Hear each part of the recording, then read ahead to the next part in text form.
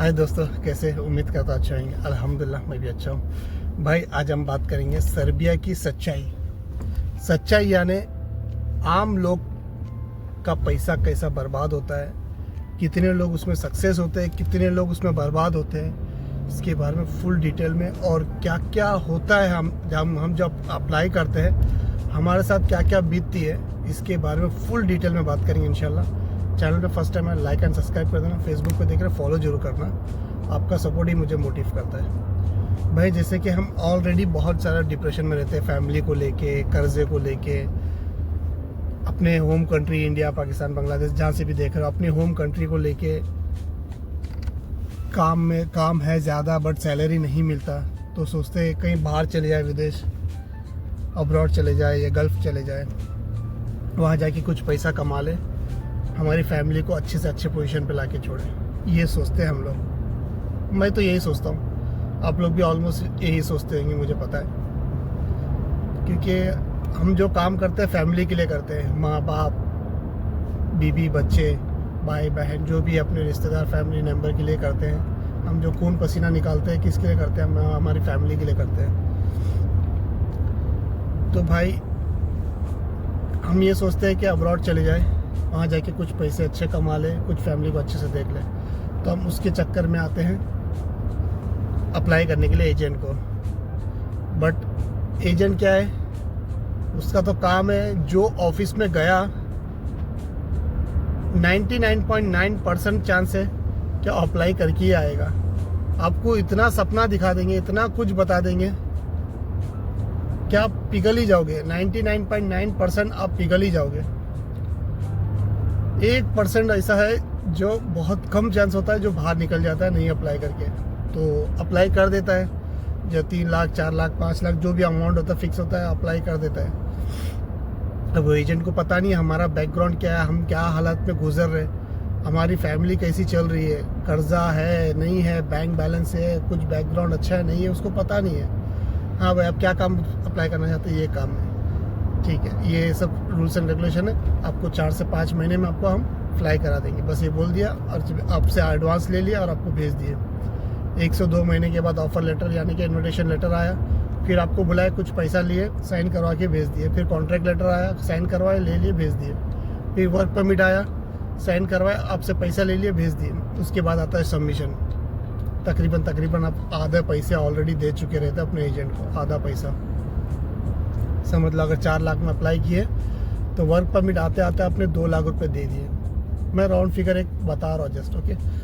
तो आपने ऑलरेडी 2 लाख रुपए दे चुके हैं, वर्क परमिट सिर्फ आते आते हैं। उसके बाद वो करता है सबमिशन, आपका सारा डॉक्यूमेंट, सपोर्टिंग डॉक्यूमेंट्स, उसका जो work permit, offer letter, contract letter, ये सारा डॉक्यूमेंट्स सर्बियन लैंग्वेज में कन्वर्ट करके वो करता है सबमिशन एम्बेसी में यानी कि एम्बेसी का जो वेबसाइट है, वेलकम टू सर्बिया पोर्टल, उस पर वो करता है।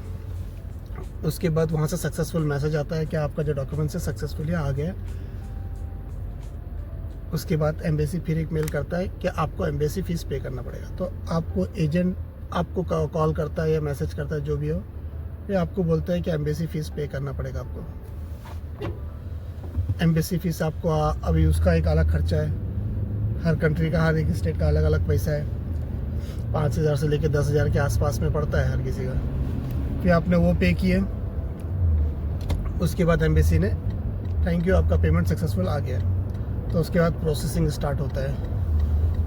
और सही बोलो, उसके बाद कितना टाइम लगेगा सबमिशन के बाद अप्रूवल आने में, वो कोई नहीं बता सकता, वो एम्बेसी के हाथ में रहता है। आप एजेंट को मैसेज पे मैसेज करते रहते हो, कॉल पे कॉल करते रहते हो, बट कोई रिस्पांस नहीं है, कोई जवाब नहीं है। 10 मैसेज कर दिए तो एक बार रिप्लाई कर दिया, हाँ आपका प्रोसेसिंग चल रहा है।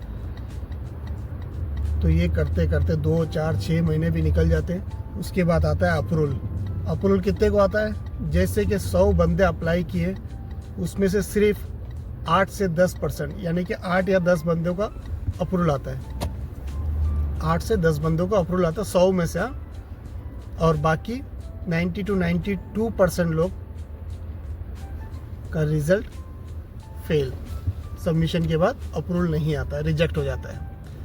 तो उसमें से कुछ भाई ऐसे होते हैं, जब मैंने इतना खर्चा कर दिया तो रीअप्लाई करता हूँ।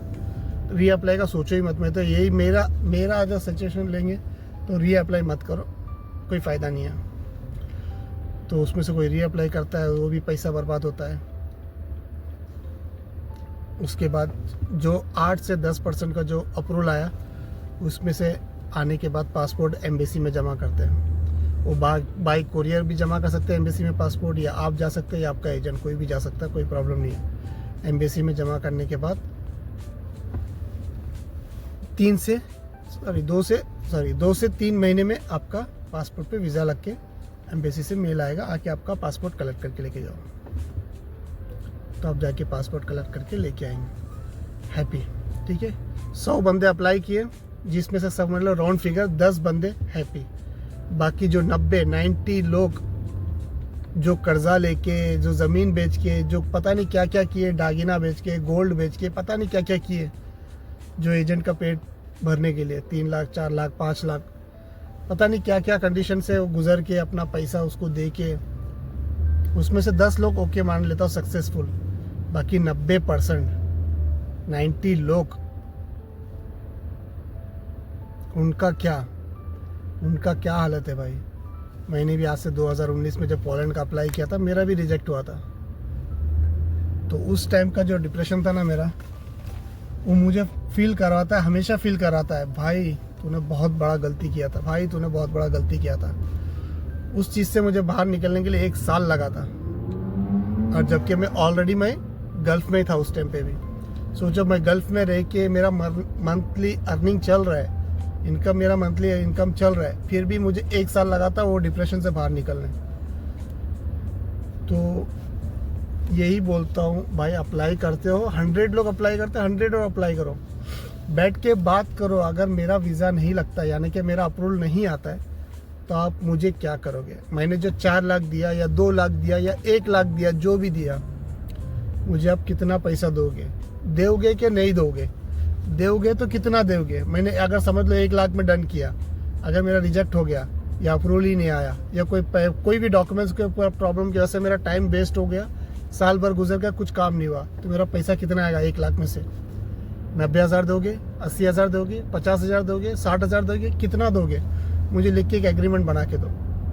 ये सब बनाने के बाद अप्लाई करो भाई। मैं सिर्फ ऐसे ही नहीं बोल रहा हूँ, मैं आप लोगों के लिए बोल रहा हूँ, मेरे पे बीता है उसके लिए मैं आप लोगों को बोल रहा हूँ। समझो, सोचो प्लीज़, फिर अप्लाई करो। सोचो समझो फिर अप्लाई करो, आपके लिए बेटर रहेगा। सोच समझ के डिसीजन लेना, जो भी करोगे सोच समझ के करना। तो अगर आपको कोई भी डॉक्यूमेंट्स वेरीफाई करवाना है, डॉक्यूमेंट्स ओरिजिनल है या फेक है, आपको वेरीफाई करवाना है, तो आपको YouTube चैनल पे मैसेंजर का लिंक है, उस पर जाके आप मुझे आपका डॉक्यूमेंट्स का PDF मुझे सेंड कर सकते हैं। बट वो वेरीफाई करने से पहले YouTube चैनल पे मैसेंजर का लिंक है, ज्वाइन बटन का ऑप्शन है YouTube चैनल पे, उसको इनेबल करना पड़ेगा। उसका स्क्रीनशॉट मुझे मैसेंजर पे भेजना, और आपका डॉक्यूमेंट्स है वो भी मैसेंजर पे PDF भेजना मुझे। उसके बाद आपको मैं 100% चेक करके, जो भी होता है, मेरा जितना तजुर्बा, मेरा जितना एक्सपीरियंस है, आपको ज़रूर चेक करके रिप्लाई करूँगा, ओरिजिनल है या फेक है। और कुछ भी बात करना आपको मैसेंजर पे, कुछ भी, कोई भी डाउट है, कुछ भी पूछ सकते हैं आप मुझसे, तो मैसेंजर पे आप बात कर सकते हैं। यूट्यूब पे सिर्फ मैसेंजर इसके लिए रखा हो कि मेरे से भाई कोई भी अगर बात करना चाहे तो बात कर सकता है। तो उम्मीद करता हूँ आप लोगों को ये वीडियो अच्छा लगा तो प्लीज़ फिर मिलेंगे। टेक केयर, बाय, अल्लाह हाफिज़।